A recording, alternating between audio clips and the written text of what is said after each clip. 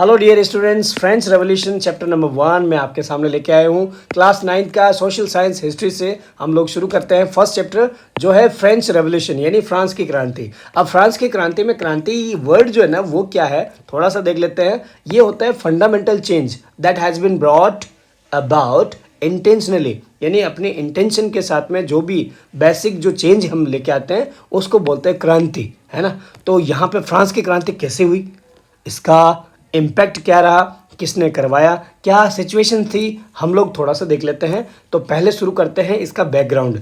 तो बैकग्राउंड में अगर बात करें तो French revolution was an epoch making event of the 18th century. 18th century की सबसे महानतम ये घटना मानी जाती है। फ्रांस जब 18th सेंचुरी की बात करें उस समय इंटेलेक्चुअली एंड इकोनॉमिकली बहुत ज़्यादा प्रोग्रेसिव था, एडवांस्ड था ये बहुत ज़्यादा। और जब लुइस यहाँ पे 14 की बात हो रही है बच्चों, ध्यान रखना, जब ये 14 जब रूल कर रहा था, जो कि बर्बोन मोनार्क था। बर्बोन उसका डायनेस्टी है, फैमिली बैकग्राउंड है। और इस समय फ्रांस जो है ना बहुत ज़्यादा ग्लोरी पे था, यानी प्रोस्पेरिटी पे था, ये आपको ध्यान में रखना है। एंड देन पेरिस उस समय जो इसकी कैपिटल थी वो एक तरह से कल्चरल सेंटर बना हुआ था पूरे, ना केवल फ्रांस का बल्कि समग्र यूरोप का भी। 1714 बहुत बड़ी घटना हो गई कि यहाँ पे हमारे 14 मर जाते हैं और उसके बाद में इसकी जो चमक थी हमारे फ्रांस की वो भी ख़त्म हो जाती है ना। तो 14 तक अच्छा था। अब आता है हमारा 16 जो इम्पोर्टेंट है। अब ये है 18th सेंचुरी का फ्रांस का थोड़ा सोसाइटी का हम लोग देख लेते हैं। पहले यहाँ पे राजा जी से बात शुरू करते हैं। ये है हमारे लुइस 16, है ना। अब ये जो जन्मे हैं हमारे 1774 में और ये भी बर्बोन फैमिली से हैं, ये ध्यान रखना है। He was crowned as French monarch और किंग। जब ये 20 ईयर का था तब उसे राजा बना दिया गया था। एंड ये भी ध्यान रखना है, he was 20 years old that time. ये हो गया a man of character and kind. उस समय जब ये राजा बना बहुत ही दयालु किस्म का, बाहुबली जैसा कैरेक्टर का, लोग जो है वो बहुत सारे वेल विशर थे और ये भी लोगों का वेल विशर माना जाता था, इतना अच्छा था। और उस समय मैरी एंटोइनेट जो ऑस्ट्रिया की यहाँ पे राजकुमारी है, इससे इसका निकाह हो जाता है। ये भी आपको थोड़ा ध्यान रखना है। जब ये राजा बना as a accession as a new king, he found the treasury of France empty. जब वो राजा बना तब यहाँ का जो खजाना था वो पूरी तरह से ख़त्म हो गया था। अब पूरी तरह से ऐसे कैसे ख़त्म हो गया भाई, तो यहाँ हम लोग कारण देखने वाले हैं। पहला कारण सबसे बड़ा है कि हमेशा लॉन्ग ईयर्स वॉर में ये फ्रांस लगा रहता था, कंटिन्यूस वॉर में। इस वजह से क्या होता गया, फाइनेंशियल जो रिसोर्स थे वो ड्रेन होते गए। दूसरा कारण है cost of maintenance of the extravagant court. Expensive court जो था एट इमेंस पैलेस ऑफ वर्सलीज। यहाँ पे ये जो महल है इसके रख रखाव में जो एक्सपेंसिव था, बहुत ज़्यादा खर्चा होता था, है ना। इसमें नौकर चाकर बहुत सारी सर्विसेज, बहुत ज़्यादा खर्चा था। एंड डेप्ट of 2 million livres under Louis 16। यहाँ पे जो लुइस 16 था उस समय हमारे इस फ्रांस पर 2 मिलियन लिवर्स, ये एक उनकी करेंसी है फ्रांस की, इतना ज़्यादा कर्जा इस पे था, बराबर। डेप्ट यानी एक तरह से इंटरेस्ट भी बढ़ा हुआ था। और ये क्यों हो गया था इंटरेस्ट, ये हमें ध्यान में रखना है कि जब यहाँ अमेरिका जो आज़ाद हुआ था, आपके कॉमन एनिमी था हमारा ब्रिटेन। देखो फ्रांस और अमेरिका ये दोनों दोस्त थे और इनका कॉमन एनिमी था ब्रिटेन। जब ब्रिटेन ने सभी को कॉलोनीज बनाया हुआ था तब अमेरिका की 13 कॉलोनीज भी ब्रिटिश कॉलोनी मानी जाती थी। उनकी आज़ादी के लिए फ्रांस ने बहुत ज़्यादा मदद की, उस वजह से कर्जा इसका और भी बढ़ गया क्योंकि मिलिट्री के लिए, है ना, उसमें भी खर्चा होता है। एंड जो लेंडर्स थे, जो पैसे देने वाले हमारे भामाशाह लोग थे, उन्होंने बोल दिया कि भाई जो भी लोन आप को हमने दिया है वो वापस दिया जाए। अगर आपने फलाने डेट को नहीं दिया तो 10% जो ब्याज है उसका वो भी उन लोगों ने चार्ज करना शुरू कर देते हैं। यहाँ पे ये सिचुएशन बहुत ज़्यादा गंभीर हो जाती है। French government obliged to spend an increasing percentage of its budget on the interest payment. अब ये उससे बहुत ज़्यादा रिक्वायर्ड हो गया था इस वजह से टैक्सेस भी बढ़ाने थे, ये ध्यान में रखना है। The government increase because of these situation taxes for meeting various expenses. अब एक्सपेंसेस कहाँ लगने थे? आर्मी में, कोर्ट में, गवर्नमेंट ऑफिस में, यूनिवर्सिटीज़ में, सभी जगह खर्चे तो चाहिए थे। इस चीज़ को बढ़ाने के लिए उन्होंने ये टैक्सेस बढ़ा दिए। कौन से थे? Taxes during French revolution were a primary cause of the uprising as the system was notoriously unequal, inefficient and burdensome on the third state, जो हमने अभी पढ़ा और हम लोग आगे और पढ़ने वाले हैं। ये कॉमनर्स थे। while nobles and clergy enjoyed massive exemptions और privilege, द की टैक्सेस जो थे वो थे हमारे टेली, जिसे लैंड टैक्स यानी भूमि कर या भू कर, और दूसरा था गैबल, ये था सोल्ट टैक्स, ये आपके टेक्स्ट बुक में अभी हटा दिया है। एंड तीसरा जो था वो था टीथ, जो चर्च का एक टैक्स था। ये तीनों टैक्स थे फ्रांस की सोसाइटी में जो थर्ड स्टेट को भरने थे, फर्स्ट और second, nobles and clergy. First ये क्लर्जी है, नोबल्स हमारे सेकंड है, इनको भरने की ज़रूरत नहीं है। अब ये क्लर्जी नोबल्स ये क्या है, तो थोड़ा सा ये आप देखोगे ना, यहाँ समझ में आएगा। ये है हमारी सोसाइटी फ्रांस की, जो स्टेट्स में डिवीज़न है। जैसे हमने अभी भी हम लोग बोलते हैं हमारा इंडिया की सोसाइटी कैसे डिवाइड है, upper class, lower class, middle class, वैसे ही ये first class, second class, lower class. लेकिन ऐसा नहीं है, ये फर्स्ट एंड सेकंड जो है ना, ये उस क्लास के हिसाब से हम लोग समझ सकते हैं। ये जो फर्स्ट वाला है उसमें आते थे क्लर्जी, जो ये क्लर्जी कौन है? जो चर्च में पूजा वगैरह करते हैं, प्राइस्ट होते हैं, फादर होते हैं वो। और दूसरे हैं हमारे स्टेट में, वो है नोबल्स, नोबिलिटी, ये लैंडलॉर्ड्स थे, बड़े बड़े जमींदार, वेल्दी पर्सन, है ना, यहाँ पे नोबिलिटी है। और जो थर्ड था वो इन तीनों का था, businessman, merchants, officials, lawyers, peasants, artisans, small आपके peasants, landless, labourer and servants, ये सारे के सारे लोग आपके थर्ड स्टेट में थे ना। अब इनकी कंपोजिशन के बारे में बात करें तो कंपोजिशन में फर्स्ट जो थे वो प्राइस्ट एंड आपके क्लर्जी थे, ये आपको ध्यान में रखना है। और सेकंड में जो थे वो नोबल्स एंड लैंडलॉर्ड्स, और थर्ड में हम doctors, lawyers, workers, government employ ये थे। अगर पॉपुलेशन की बात करें तो फर्स्ट एंड सेकंड दोनों मिलके 10% थे, बहुत कम लोग थे। और ये जो थे उनकी पॉपुलेशन 90% थी। प्रॉपर्टी की अगर बात करें तो इनके पास में थी 60% जमीन, जायदाद, प्रॉपर्टी, एसेट इनके पास बहुत ज़्यादा थी। जबकि यहाँ 40% से लोगों के पास में, 90% में से 40% लोगों के पास में ही क्या थी, यहाँ पे प्रॉपर्टी थी, ये ध्यान रखना। सोशल कंडीशंस की अगर बात करें तो ये लोग जो थे फर्स्ट स्टेट वाले वो एकदम प्रोस्परस थे, प्लेजर लाइफ, बिंदास लाइफ जी रहे थे, ये भी लग्जरी लाइफ जी रहे थे। जबकि ये जो थे एजुकेटेड जो लोग थे वो उनका थोड़ा ठीक ठाक था। बाकी फार्मर, सर्फ जो वहाँ के लोकल से मिजरेबल कंडीशन में अपना लाइफ स्पेंड कर रहे थे। प्रिविलेज यानी विशेष अधिकार, ये मिलता था हमारी फर्स्ट स्टेट और सेकंड स्टेट को। पॉलिटिकल, इकोनॉमिक और रिलीजियस इनके पास में था, और इनको भी रिजर्वेशन मिलता था मिलिट्री, जुडिशियल, हेरिडिटरी सिस्टम में। और जो एजुकेटेड लोग थे यहाँ पे थर्ड स्टेट वालों को, इन्हें भी हायर पोस्ट नहीं मिलती थी। इस तरह की सिचुएशन थी। अब इस वजह से स्ट्रगल करना बहुत ज़रूरी था। So struggle to survive, survive का मतलब जीने के लिए यार, सब्सिस्टेंस यानी जीना। मतलब अगर आप बहुत भूखे मर रहे हो और हालत ऐसी है कि मतलब आपके पास में कोई ऑप्शन नहीं है, क्या करोगे आप? स्ट्रगल क्यों किया? देखो 1715 में जो फ्रांस की पॉपुलेशन थी वो 23 मिलियन थी, ठीक है। फिर 1789 आया, उस समय इसकी पॉपुलेशन 28 मिलियन हो गई, यानी 5 मिलियन पॉपुलेशन बढ़ गई थी। अब ये बढ़ तो गई, लेकिन इसके साथ साथ में जो भी इंक्रीज थी हमारे डिमांड में वो भी साथ साथ में बढ़ती गई। लेकिन हुआ ये था कि फूड ग्रेन जो है ना वो नहीं बढ़ पाए, वो तो उतने ही थे, पॉपुलेशन बढ़ती गई। और उस वजह से जो ब्रेड उनका स्टेपल फूड था, अब यहाँ पे इसकी कीमत बहुत ज़्यादा हो गई। और उस तरह से अगर बात करें वर्कर्स जो डेली फिक्स्ड वेजेस पे थे, उनके वेजेस भी फिक्स्ड रहे, उनमें भी कोई इंक्रीमेंट नहीं हुआ।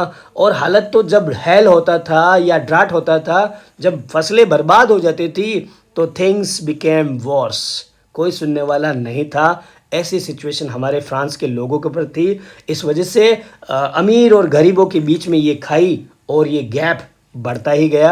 And this is the subsistence crisis, इसी को हम बोलते हैं सबसिस्टेंस क्राइसिस। ये हमको समझना चाहिए। यहाँ हेल का मतलब क्या होता है, थोड़ा सा आप देख लोगे, ये इसके लिए है बच्चों, ये वर्ड भले यहाँ पे हो लेकिन ये हेल के लिए है।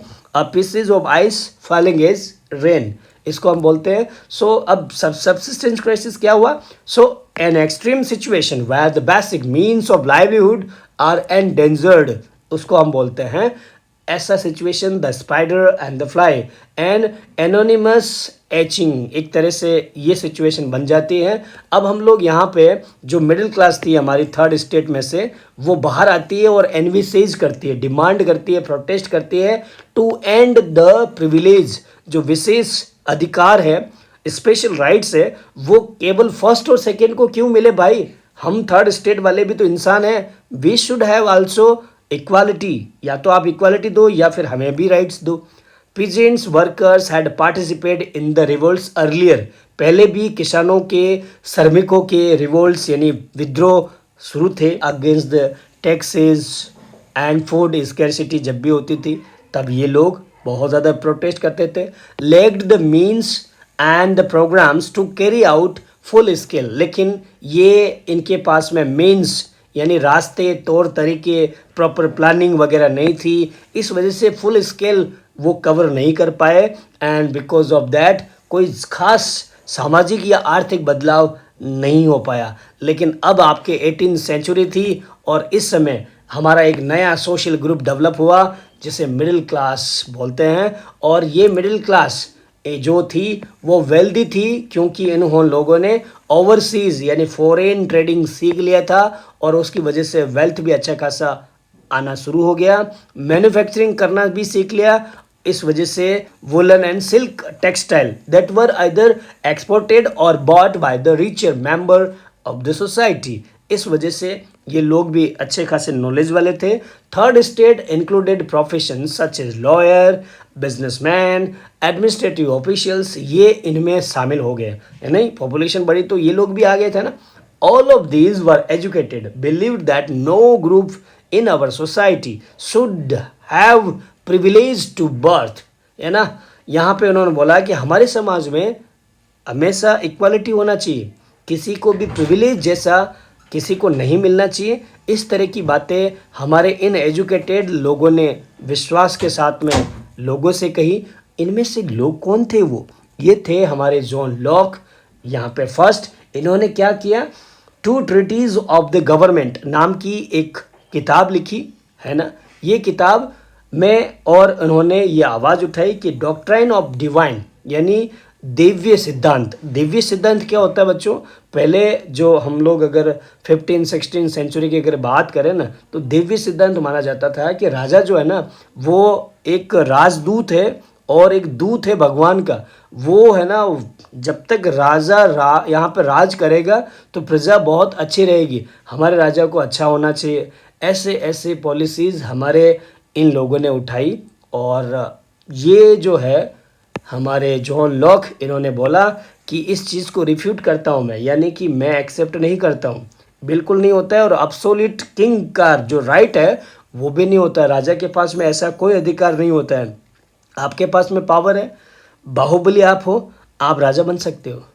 और ऐसे ही थे हमारे जीन जैक रूसो, उन्होंने भी propose the form of government. उन्होंने बोला कि एक गवर्नमेंट स्ट्रक्चर होना चाहिए based on the social contract, और ये सोशल कॉन्ट्रैक्ट पे होनी चाहिए। अब कॉन्ट्रैक्ट किसके बीच में? पीपल एंड द रूलर, जो रिप्रेजेंटेटिव होंगे उनके बीच में, है ना? And he also wrote a book social contract, ये आपको ध्यान में रखना है। फिर थे हमारे मोंटेस्क्यू, उन्होंने प्रपोज्ड किया अ डिवीज़न ऑफ पावर, बहुत ही बड़ी बात है, पावर शेयरिंग की बात उन्होंने कही। गवर्नमेंट के बीच में पावर शेयरिंग होना चाहिए अमंग इट्स ऑर्गन, जो लेजिस्लेचर होता है, एग्जीक्यूटिव होता है और जुडिशरी होता है। And finally this model of the government जो है वो एग्जीक्यूट किया गया यूएसए की गवर्नमेंट में भी। जब यूएसए की गवर्नमेंट बनी थी, जब ब्रिटेन से हमारे फ्रांस ने मदद की थी 13 कॉलोनीज़ को रिलीज़ कराने में, है ना? लुईस 16 याद करो। अमेरिकन कॉन्स्टिट्यूशन गारंटी देता है सारे इंडिविजुअल राइट्स को, यानी कि सभी को हमें बेसिक राइट्स देना चाहिए। इस तरह की बातें हमारे ये एग्जाम्पल सेट करता है हमारे मोंटेस्क्यू की प्रिंसिपल्स को, इनकी बातों को। These ideas were discussed intensively in salon, coffee houses, spreaded among people through books, newspapers. अब ये जो है ना जिन जैक रूसो, हमारे जॉन लॉक, मोंटेस्क्यू, ये सब बातें नहीं थी लोगों के सामने 18 सेंचुरी में। तब ये सब बातें जो है ना जहाँ जहाँ पे भी लोगों को बातें करने का मौका मिलता, सैलून में, कॉफ़ी हाउस में, रोड पे, है ना, तो ये सब बातें शुरू बहुत ज़्यादा फैल गई थी, लोग अलर्ट हो गए थे। इन्होंने एक बुक लिखी जिसका नाम है the spirit of the law, और इस वजह से यहाँ पे हमारे फ्रांस में आउटब्रेक हुआ रेवोल्यूशन का। हम लोग देख लेते हैं। लुइस 16 जो था, अब बेचारा उसके हाथ में कुछ नहीं था। अब यहाँ पे फ्रांस में एक रिजिम था, रिजिम यानी सिस्टम। क्या? दो तरह के सिस्टम थे, वो दोनों हम लोग देख लेते हैं। देखो, जो भी 1789, दोनों याद रखना, ये डेट यहाँ पे भी एक है, यहाँ पे भी एक है ना, 1789 1789। पहले का जो सिस्टम था उसको बोलते हैं ओल्ड रिजिम, और इसके बाद का जो है वो न्यू रिजिम। अब इसमें क्या होता था, ये थोड़ा हमें ध्यान में रखना है कि पुराने जो सिस्टम में monarch did not have the power to impose the taxes according to his will और बाय ऑन। मतलब अकेला वो खुद फैसला नहीं ले सकता था कि मैं टैक्सेस बढ़ाऊंगा। उसे क्या करना पड़ता था, एक असेंबली को मीटिंग करने के लिए बुलाना पड़ता था। उस असेंबली का नाम था स्टेट जनरल, उसको बुलाना पड़ता था। Monarch alone could decide when to call a meeting of that body. इस स्टेट जनरल जो एक असेंबली थी, इसको कब बुलाने का ये फैसला उसका था, बट टैक्सेस इंक्रीज करने का फैसला ये उसके हाथ में नहीं था। द लास्ट मीटिंग जो हुई थी इसकी, जो बुलाया था कभी किसी ने, वो 1614 को, है ना। उसके बाद में कोई भी मीटिंग नहीं हुई। द स्टेट जनरल जो है वो एक पॉलिटिकल बॉडी होती है to which the 3 state sent their representatives. अब ये जो स्टेट जनरल है ना, इसमें फर्स्ट स्टेट वाले यानी क्लर्जी वाले, सेकेंड स्टेट यानी नोबिलिटी वाले, और थर्ड स्टेट जो कॉमन लोग थे, कॉमनर्स, वो सारे के सारे रिप्रेजेंटेटिव्स भेजते थे। ये हमें पता होना चाहिए। एंड 5 मई 1789 में एक बहुत बड़ा दिन था। उस समय हमारे लुइस 16 ने इस असेंबली को बुलाया मीटिंग के लिए to pass the proposal for the new taxes. Peasants, artisans, women, ये आपके उसमें नहीं जा सकते थे, ये आपको ध्यान में रखना है। They were not allowed to enter into the state general assembly, ठीक है। और स्टेट जनरल जो मीटिंग थी वो अच्छी तरह से हुई है। अब इसमें तीनों जो मैंने बोला आपको, फर्स्ट स्टेट के 300 रिप्रेजेंटेटिव्स आर इन रिप्रेजेंटेटिव, इसके भी 300 और इसके भी 300 नहीं, इसके 600। क्यों? क्योंकि पॉपुलेशन 90% है ना यार, तो थोड़ा तो आप समझा करो। लेकिन थोड़ा सा ये था यहाँ पे कि चेंजेस यहाँ पे भी था। वोटिंग पैटर्न जो अब तक चल रहा था ओल्ड रिजिम में, वो क्या था, ये था कि भाई फर्स्ट स्टेट यानी एक स्टेट का एक वोट होगा। मतलब इन्होंने अगर कोई फैसला लिया तो वो एक वोटिंग माना जाएगा। इनका भी एक, इनका भी एक, तो भाई इनका तो 2 होना चाहिए ना। ये भी इतना भी कर देते तो भी ठीक होता, लेकिन यहाँ पे ये लोगों को पसंद नहीं था। क्यों? क्योंकि लुइस 16 ने जब ये डिसाइड कर दिया कि सेम पैटर्न फॉलो करेगा वो, member of the third state demanded for the new voting pattern, कि भाई ऐसा नहीं चलेगा। अब हर एक स्टेट में हर एक रिप्रेजेंटेटिव को वोटिंग का यानी 1 पर्सन 1 वोट 1 वैल्यू मिलना चाहिए। ये सिद्धांत जो है वो डेमोक्रेटिक प्रिंसिपल है, जो हमारे सोशल कॉन्ट्रैक्ट में जिन जैक रूसो ने उठाया था। The third state members demanded to vote for each member should have their values of the vote, which means 1 person 1 vote 1 value। ये हुआ तो किंग ने बोला नहीं, ऐसा बिल्कुल नहीं चलेगा। ही रिजेक्टेड द प्रपोजल। ऐसा हुआ तो जो मेंबर्स थे बेचारे वहाँ खड़े हुए, वो वहाँ से कल्टी हो गए, है ना। तो ये बात हुआ था वहाँ पे, और ये कल्टी होके कहाँ चले गए, टेनिस कोर्ट ओथ में। अब वहाँ टेनिस कोर्ट ओथ क्यों लिखा मैंने, क्योंकि टेनिस कोर्ट जो है वो एक ग्राउंड है, वहाँ चले गए और वहाँ उन लोगों ने शपथ लिया, मैं अमरिंदर बाहुबली। अरे भाई ऐसा नहीं है। They all gathered or assembled in the hall of an indoor tennis court in the grounds of Versailles, declared themselves as national assembly। उन्होंने बोला जो स्टेट जनरल थी ना, अब वो नहीं है, अब हम ही क्या है, हमारा वचन ही शासन है, मतलब नेशनल असेंबली है। ये उन्होंने बोला। दे swore not to disperse till they had drafted a constitution for France that would limit the powers of the monarch। They were led by Mirabeau and Abbe Sieyes. अब यहाँ पे इन लोगों ने जो बोला ना, मैं अमरिंद्र बाहुबली, ये जो बाहुबली लोग जो थे ना, वो ये दो भाई थे। ये भाई नहीं है, लेकिन इन लोगों ने इस चीज़ को लीड किया था। यहाँ पे थोड़ा सा देख लेते हैं इनके बारे में, ये हमारे कौन हैं और कहाँ से आए थे ये लोग, थोड़ा सा देख लेते हैं। मेरा व्यू की बात करें ना बच्चों, तो he was born in Nobel family, यानी ये नोबल था। सेकंड स्टेट याद रखना, ये थर्ड स्टेट का बिल्कुल नहीं था, लेकिन भला इंसान था यार। He was convinced of the need to do away with the society of feudal privilege. ये जो लैंडलॉर्ड के जो प्रिविलेजेस है ना, इससे भी ये बहुत ज़्यादा खफा था। इसने माना कि ऐसा नहीं होना चाहिए। He brought out a journal, इसके लिए उन्होंने जनरल भी निकाला। Delivered powerful speeches to the crowds assembled at Versailles, ये हमने देखा, ये लीडर था उनका, नेता। दूसरा था हमारा एबीसीज, ये जो है बेसिकली ओरिजिनली एक ट्राइब्स था, यानी फर्स्ट स्टेट का। And he also wrote an influential pamphlet that is also known as what is the third state.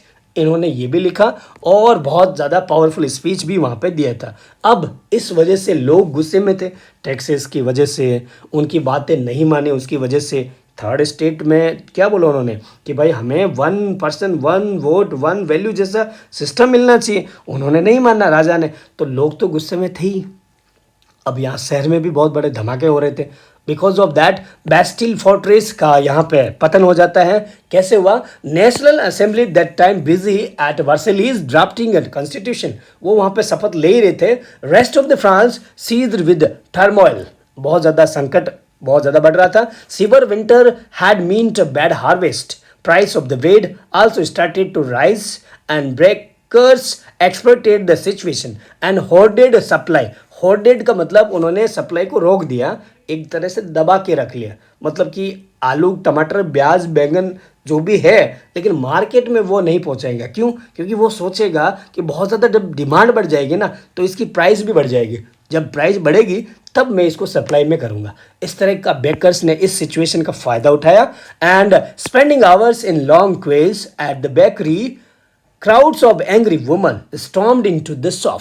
या बहुत घंटों उस बेकरी की दुकानों पर लंबी लाइनें लगाते लगाते, कभी बोलते थे कि वे रामू काका के वहाँ पर टिफिन पहुँचाना है। औरतें थी घर में अपने हस्बैंड की मालाएं जप रही थी बाहर दुकानों पे, तो बहुत ज़्यादा एंग्री बर्ड की तरह वो हो गई। और उस समय उन्होंने उन्हीं दुकानों पर तोड़ फोड़ मचा दी। Kings order troops to move into the Paris. अब यहाँ पे किंग ने, जो राजा था लुइस 16, उन्होंने बोला जाके देख के आओ अपनी सेना को। 14 जुलाई the agitated crowd stormed and destroyed the Bastille. और ये जो बहुत ज़्यादा आक्रामक जो भीड़ थी वो हमारे इस किले पर चली जाती है। Countryside rumour spreaded from village to village कि the lords of the manor had hired bands of brigands who were on their way to destroy the ripe crops. ये भी एक वहाँ पे अफवाह चली।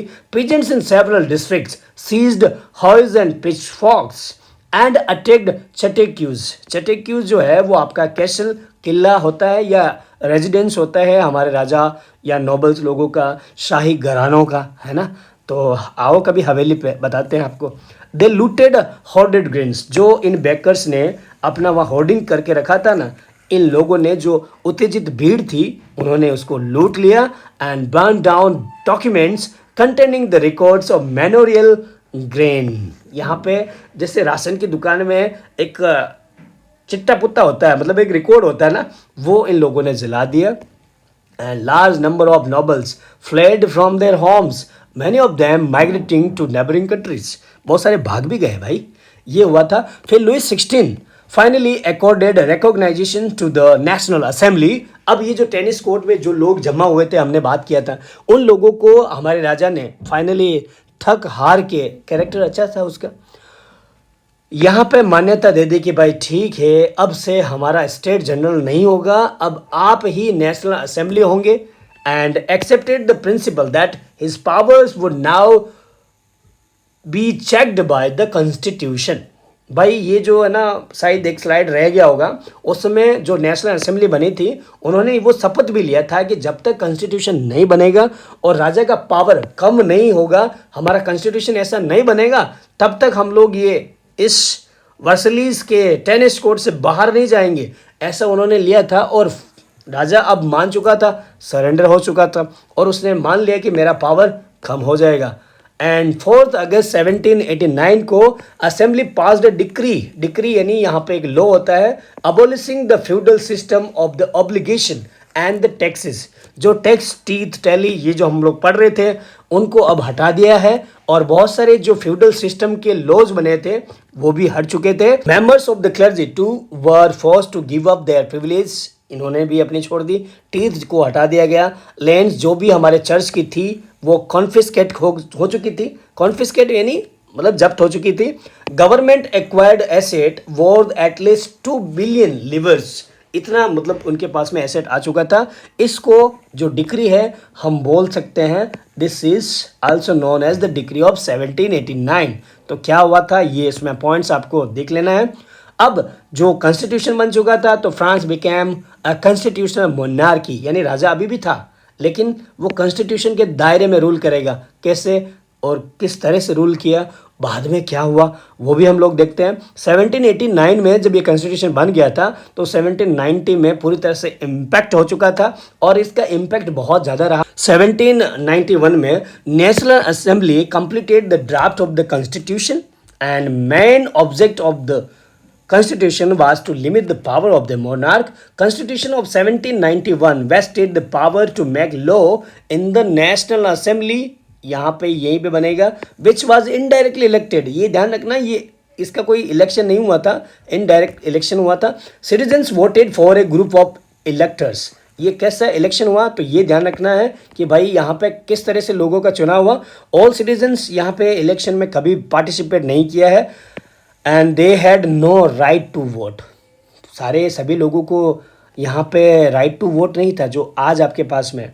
इसके लिए क्या एलिजिबिलिटी थी, आपकी उम्र 25 साल की होनी चाहिए, पहली प्राथमिकता, पहला कंडीशन। दूसरी बात, अगर आप किसी लेबर का जो वेजेज होता है 3 दिनों का, मतलब मान लो एक आपका लेबरर है जो 100 रुपये कमाता है और 3 दिनों में कितना कमाएगा वो 300 रुपये, तो उतना अगर आप टैक्स भरते हो तब आप क्या बन जाते हो, वोटर। नहीं तो आपके पास वोटर बनने की कैपेसिटी नहीं है और इसी को हम बोलते हैं active citizens.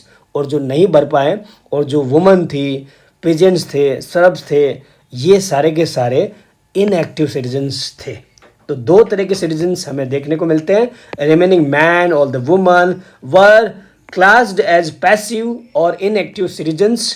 Constitution began with the declaration of the rights of men and citizens to qualify as a elector। ये तो था वोटर का, अगर आपको इलेक्टर बनना है मतलब वोटों में खड़ा होना है, then as a member of the assembly a man had to belong to the highest bracket of the taxpayer। जो जितना ज़्यादा टैक्स भरेगा भाई आप इलेक्टर हो, भाई की जय हो, इस तरह का है ना। तो डिक्लेरेशन ऑफ द राइट्स यहाँ मिल चुका था। इसकी जो स्पेशलिस्ट बातें हैं वो ह्यूमन राइट्स हमें ध्यान रखना है। अब जो फ्रांस है वो जो पहले कॉन्स्टिट्यूशनल मोनार्की था अब मोनार्की हटा देता है और यहाँ पे रिपब्लिक बन जाता है। सर रिपब्लिक, यस, कैसे और रिपब्लिक क्या होता है इसमें हम लोग समझेंगे। The situation in France continued be tense. Constitution बन जाने के बाद में भी सिचुएशन कॉन्स्टिट्यूशन की तरह कंटिन्यू चलती रही, टेंस वाली थी, यानी बहुत ज़्यादा टेंस सिचुएशन यानी ट्रबल वाली सिचुएशन थी। Louis 16 had signed the constitution, हालांकि उसने साइन कर दिया, but entered into secret negotiations with the king of Persia. उनसे बात करना शुरू हो गया, पर्शिया के किंग को बता दिया भाई देख मेरे तो यहाँ पे जो है ना इन लोगों ने प्रोटेस्ट कर दिया है, अब धीरे धीरे तुम्हारी भी बारी है। क्यों? क्योंकि यहाँ की प्रजा भी तुम्हारे पास में है, हम और तुम एक पड़ोसी नहीं है, हम दोस्त भी हैं। अगर मेरे यहाँ पे ये इतनी भीड़ अगर इतना कर सकती है तो तुम्हारा तो यहाँ पे 2 मिनट में कर देगी।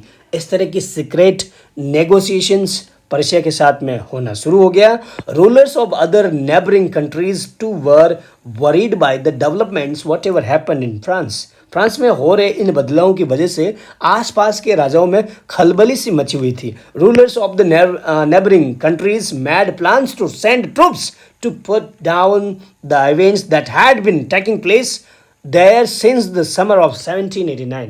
आसपास के जो खलबली मची हुई थी राजाओं में, उनने पहले से ही अपनी सेनाओं को बार बार तैयार किया, दबाने का प्रयास किया, नेशनल असेंबली जो फ्रांस की थी, it voted in April 1792 to declare war against Persia and Austria. अब ऑस्ट्रिया के खिलाफ क्यों? क्योंकि यहाँ पे भाई हमारे राजा जो लुईस 16 थे उनका ससुराल था ना यार, तो वो पर्शिया ऑस्ट्रिया दोनों को भड़का रहा था, तो नेशनल असेंबली को पसंद नहीं था ये।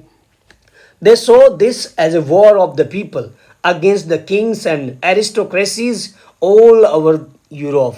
Aristocracy का मतलब exploitation, ठीक है। Thousands of the volunteers thronged from the province to join the army.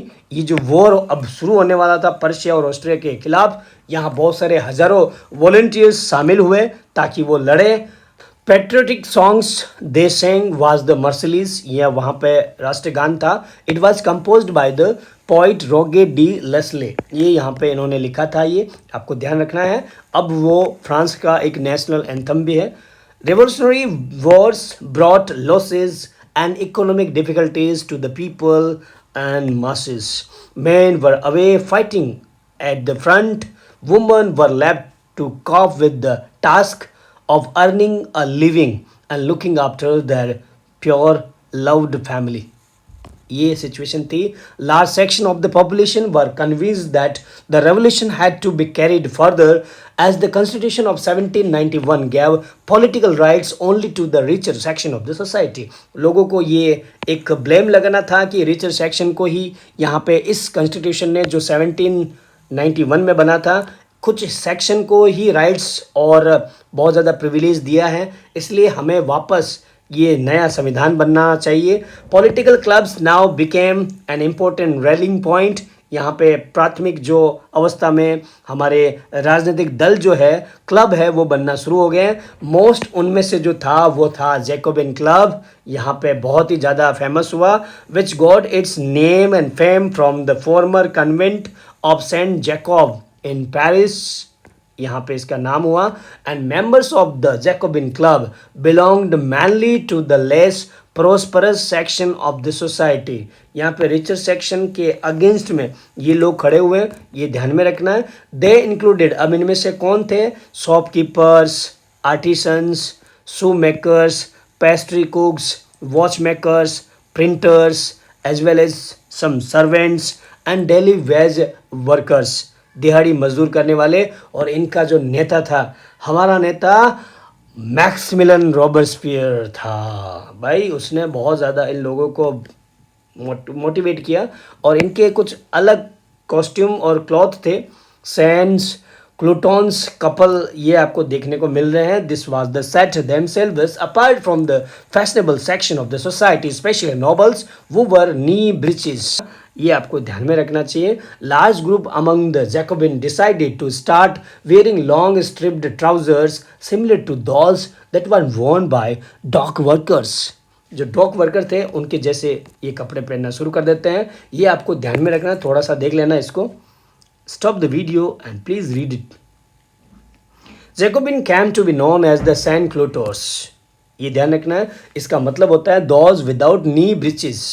Sense culottes ध्यान रखना है। Sans culottes man use to wear in addition the red cap that symbolise the liberty, लाल ये cap पहनते थे जो आज़ादी का निशानी था। 1792 Jacobin plan an insurrection of a large number of Parisian, वहाँ के लोग वो were angered by the short supply and high prices of the food.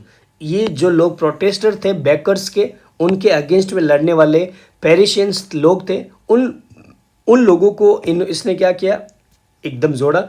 अब 10 अगस्त को क्या हुआ? They stormed the palace of the Tuileries, यहाँ पे चले गए, मासेकर किया, किंग्स के गार्ड्स को मार डाला और वहाँ पे जो राजा था उसे होस्टेज बना दिया, बंदी बना दिया, घंटों वहाँ पे उसे बंदी बनाया गया। ये ऐसी जो सिचुएशन थी वहाँ पे बहुत ज़्यादा बढ़ चुकी थी। अब उसके बाद में later the assembly voted to imprison the royal family, ये जो राजा का परिवार है उसे जेल में डाल देने का हुक्म हमारे असेंबली ने दे दिया।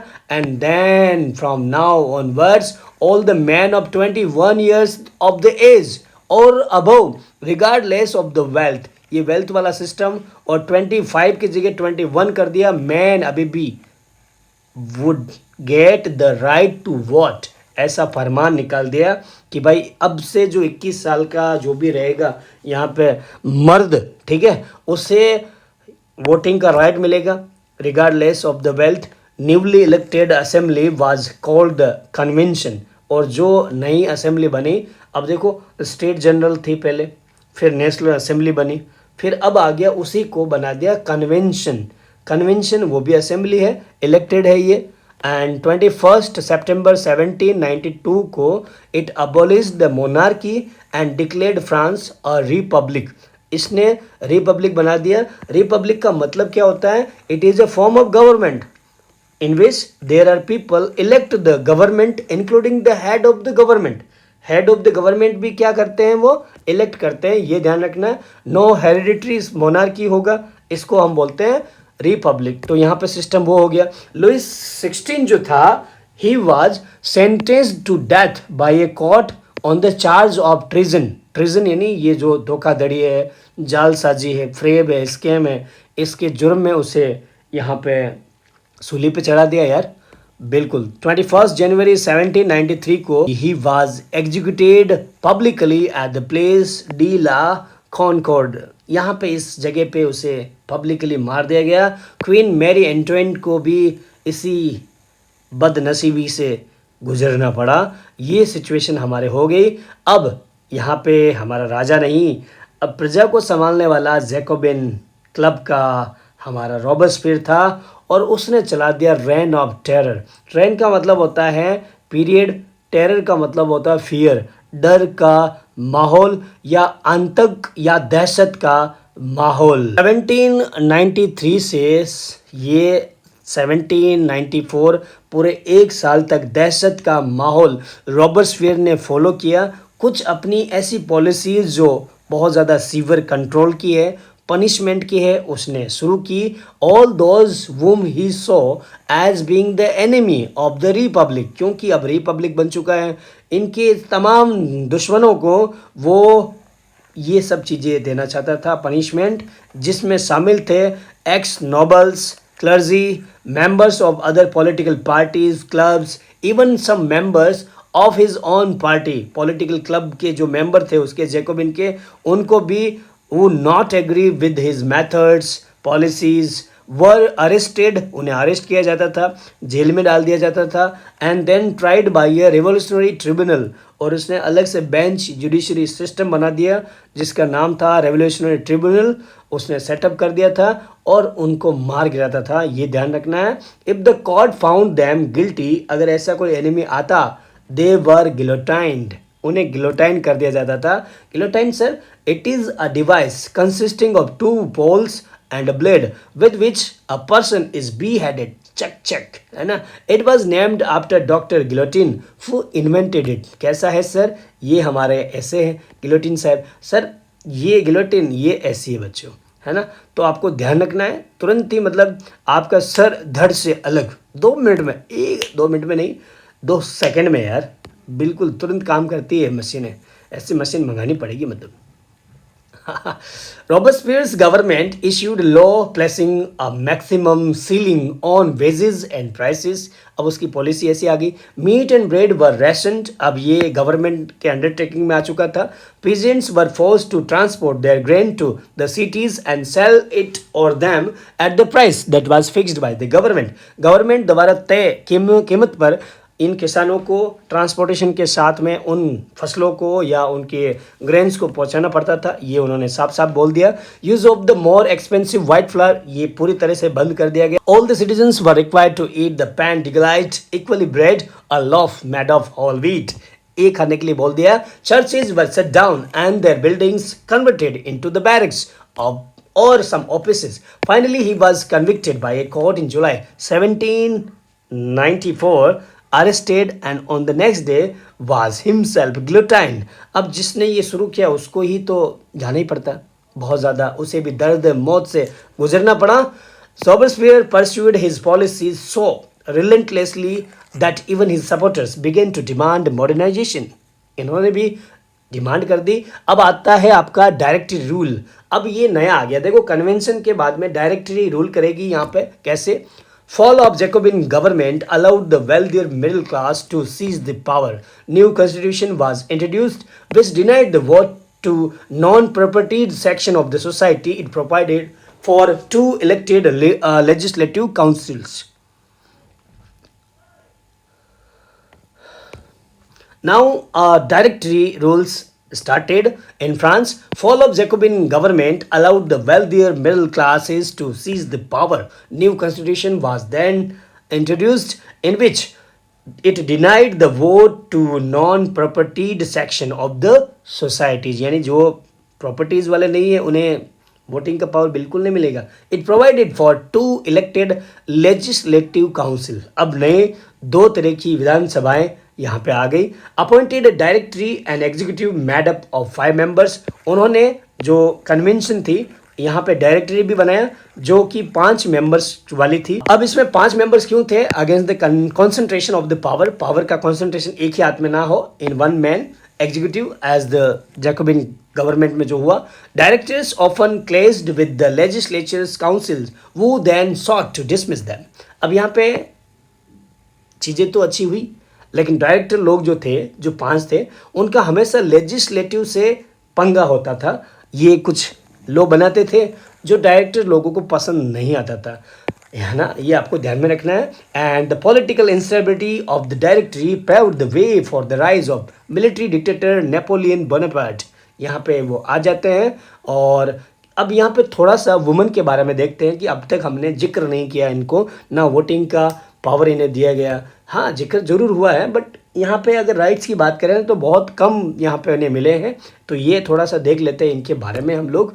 Women were active participant throughout the revolution. They hoped that their involvement would pressurize the revolutionary government. Women of the third estate had to work for a living. They worked as seamstresses.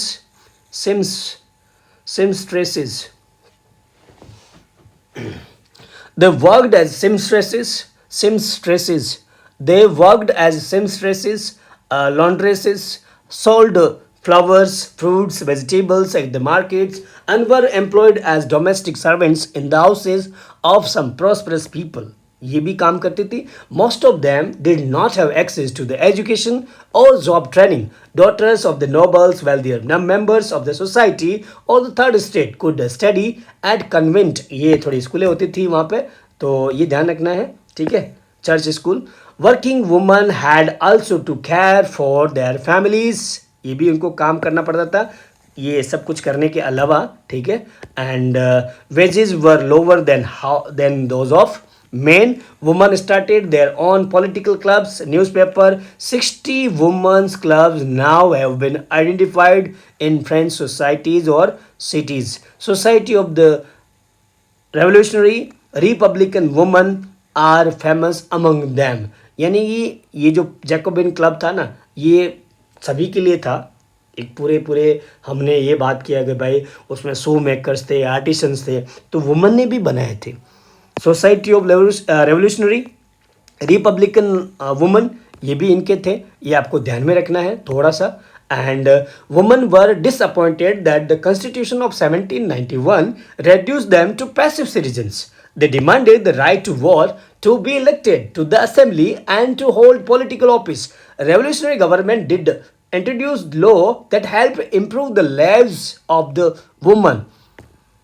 Together with the creation of the state schools, schooling was made compulsory for all the girls. Fathers could no longer force them into marriage against their will. Marriage was made into a contract, entered into freely and registered under civil law. Divorce was made legal. Women could now train for jobs. Women's struggle for equal political rights continued. Or during the reign of terror, the new government issued laws ordering closure of women's club and banning their political activities. ये भी हुआ. Many prominent women were arrested. A number of them executed publicly. ये भी France की government में हुआ. लेकिन 1946 जब हमारा देश आज़ाद हुआ उससे एक साल पहले women in the France won the right to vote. तब जाके उनकी ये मशाल जो जलाई थी 17th और 18th सेंचुरी में जाके बुझी. ये ध्यान रखना 20th सेंचुरी में. तो ये थोड़ा सा हमें इन वुमन के बारे में भी पता होना चाहिए, ठीक है। ये सारे के सारे आपको थोड़ा सा स्टॉप करके देख लेना बच्चों, ये खाली अंडरस्टैंडिंग के लिए बहुत ज़्यादा इम्पोर्टेंट है। अब स्लेवरी जो बचा हुआ टॉपिक है उसके बारे में हम लोग देख लेते हैं। One of the most revolutionary social reform of the Jacobian rhythm was the abolition of slavery in French colonies. उस समय colonies in the Caribbean, Martinique, Guadeloupe and San Domingo were important suppliers of the commodities such as tobacco, indigo, sugar, and coffee. But the reluctance of the European to go and work in distant and unfamiliar lands meant a shortage of the labor on the plantation. So this was met by a triangular slave trade between Europe, Africa, and America. The slave trade started in the 17th century. मतलब ये हुआ कि भाई ये जो Caribbean island हैं यहाँ पे बहुत सारी कमोडिटीज़ जैसे कि तंबाकू हुआ, नील हुआ यानी इंडिगो, शक्कर है, कॉफ़ी है, यहाँ पे इनका प्रोडक्शन अच्छा खासा होता था। बट वो प्रोडक्शन हो तो इनको इम्पोर्ट और एक्सपोर्ट की भी ज़रूरत होती है, यानी लोगों की ज़रूरत होती है। इन लोगों का था रिलक्टेंस, मतलब कि जाना नहीं है यार, इतना डिस्टेंस में कौन जाएगा, अनफेमिलियर लैंड्स पे क्यों जाएं, ऐसी उनके पास में रिलक्टेंस थी, यानी कि जानने की इच्छा नहीं थी। उस वजह से यहाँ पे स्लेव ट्रेड स्टार्ट हुआ इन तीन हमारे ट्रायंगुलर हमारे कॉन्टिनेंट के बीच में, यूरोप में, अफ्रीका और अमेरिका में। तो इस वजह से जहाँ पे प्लांटेशन का लोगों की जो एक्टिविटी होती थी वहाँ पे स्लेव की बहुत ज़्यादा डिमांड बढ़ गई। French merchants sailed from the ports of Bordeaux और Nantes to African coast where they bought slaves from the local chieftains. ये ध्यान रखना, branded and shackled, the slave were packed tightly into the ship for 3 to 4 months long sea voyage across the Atlantic to Caribbean island. They were then sold to plantation owners. The exploitation of the slave labor made it possible to meet the growing demand in European markets for sugar, coffee, and indigo. Ports like Bordeaux and Nantes owed their economic prosperity to the flourishing slave trade. Throughout the 18th century, there was little criticism of slavery in France. The National Assembly held long debates about whether the rights of men should be extended to all the French subjects, including those of the slave in the colonies, but it did not pass any law, fearing opposition from the businessmen or directory whose income depended on the slave trade. It was finally the convention which in 1794 legislated to free all the slaves in the French overseas professions. This, however, turned out to be a short-term measurement for 10 years, because after that Napoleon Bonaparte reintroduced slavery. Plantation owners understood their freedom as including the right to enslave African Negroes and pursuit of their economic interest. Slavery was finally abolished in France in 1848. तो यहाँ पे कहानी का मतलब ये हुआ कि slavery जो है ना, दास था, गुलामी, देखो यहाँ से शुरू हुई रिलक्टेंस वर्ड से। अगर ये यूरोपियन लोगों का रिलक्टेंस मतलब नहीं होता, ये खुद काम पर चले जाते तो गुलामों की ज़रूरत नहीं पड़ती थी। तो इनको यहाँ इन जगहों पे यहाँ वहाँ घसीड़ा और मरोड़ा जाता था, यहाँ से टाइटली पैक करके उधर, है ना। तो ये सब चीज़ें जब ये हमारे यहाँ पे कन्वेंशन बना था, नेशनल असेंबली थी, तब सब बात कर रहे थे कि भाई राइट जो सभी को दे रहे हैं, ह्यूमन राइट्स दे रहे हैं, तो ये यहाँ पे जो स्लेव है वो भी तो इंसान है, वो भी तो ह्यूमन है ना भाई, ह्यूमन राइट्स दे रहे तो वो भी तो ह्यूमन है। तो लेकिन जो हमारे यहाँ पे बिजनेसमैन थे, अपोजिशन वाले थे, वो लोग बिल्कुल ही एक्सेप्ट नहीं कर रहे थे। क्यों? क्योंकि उनका तो भाई उससे बिजनेस होता था, उनकी इनकम पूरी की पूरी डिपेंड थी उनके ऊपर, तो दैट्स वाई वो लोग भी एक्सेप्ट नहीं करते थे। फिर फाइनली जब ये कन्वेंशन हुआ 1794 का, तब इसे समझा कि भाई अब से जो स्लेवरी जो है वो पूरी तरह से ख़त्म हो जाएगी। लेकिन वो भी शॉर्ट टाइम के लिए हुआ, क्योंकि हमारे नेपोलियन भाई आ चुके थे 10 साल बाद में, उन्होंने वापस 1894 को शुरू कर दिया था। सॉरी 17 अब हमारे नेपोलियन आ चुके थे और उन्होंने 10 सालों में वापस इसको स्टार्ट कर दिया, और फाइनली 1848 को ये जाके आपके स्लेवरी ख़त्म हुआ इसको हमें थोड़ा समझ लेना चाहिए। अब हम लोग बात करते हैं एवरीडे लाइफ उस समय कैसी थी। Can politics change the cloth people wear, the language they speak और द बुक्स दे रीड? 1789 में अगर देखा जाए, France so many such changes in the lives of the men, women, children. Revolutionary governments took it upon themselves to pass the laws. Storming of the Bastille fortress in the summer of 1789 was the abolition of the censorship and the old regime. All written material and cultural activities, books, newspapers, plays, could be published or performed only after they had been approved by the censors of the king. ये censorship होती है, ध्यान में रखना है आपको, है ना।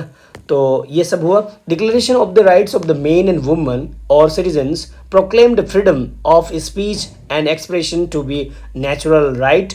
Newspaper, pamphlets, books, printed pictures flooded the towns of France. Freedom of the press also meant that opposing views of the events could be expressed. Plays, song, festive processions attract a large number of people. बहुत सारे लोगों को attract किया. This was one way they could grasp identify with ideas such as liberty, justice that political philosophers wrote about at length in their text, which only a handful of educated people could read. उस समय ऐसी situation भी थी, है ना। तो हमने जिन Jack रूशो वगैरह इनको जो पढ़ा है, इन लोगों ने बहुत ज़्यादा ये बात किया। अब कंक्लूजन पे आ जाते हैं। 1804 के time Napoleon Bonaparte crowned himself as the emperor of France, set out to conquer neighbouring European countries. He introduced many laws जैसे कि protection of the private property, uniform system of weight and measurements provided by the decimal system. Defeated at Waterloo in 1815, 1815 में ये हार जाता है और हार के बाद में ये पूरी तरह से हमारे हिस्ट्री के पन्नों से गायब हो जाता है। और इनिशियली जब वो था, many so Napoleon as a liberator who would bring freedom for the people, but soon the Napoleonic armies came to be viewed as everywhere as an invading force. Many of his measurements that carried the revolutionary ideas of liberty and modern laws to other parts of the Europe had an impact on people long after Napoleon had left.